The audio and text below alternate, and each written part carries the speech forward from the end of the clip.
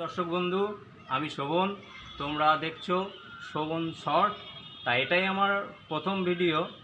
তা প্রথম ভিডিওতে আমি একটা মায়ের মন্দিরে নিয়ে যাচ্ছি তোমাদেরকে।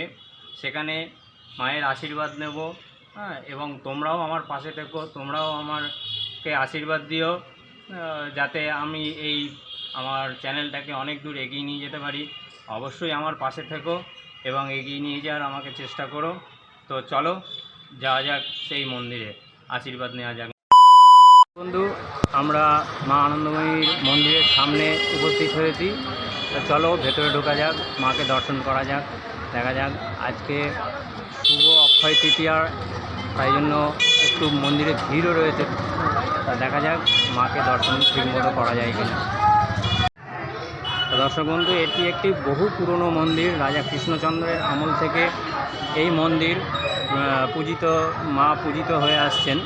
তা রাজা কৃষ্ণচন্দ্র নিজের জমি এখানে দান করে মাকে প্রতিষ্ঠিত করেন।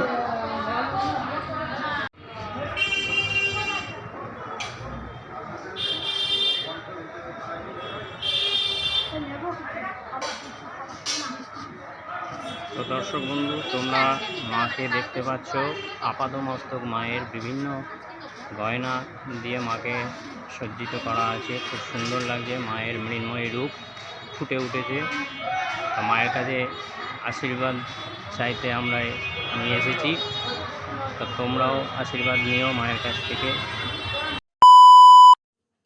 তো দর্শক বন্ধু, তোমরা এই যে ঘরটা দেখতে পাচ্ছ, এটা হলো মাকে রাতের বেলা পাহারা দেওয়ার জন্য নৈশ প্রহরীরা এই ঘরে থাকে।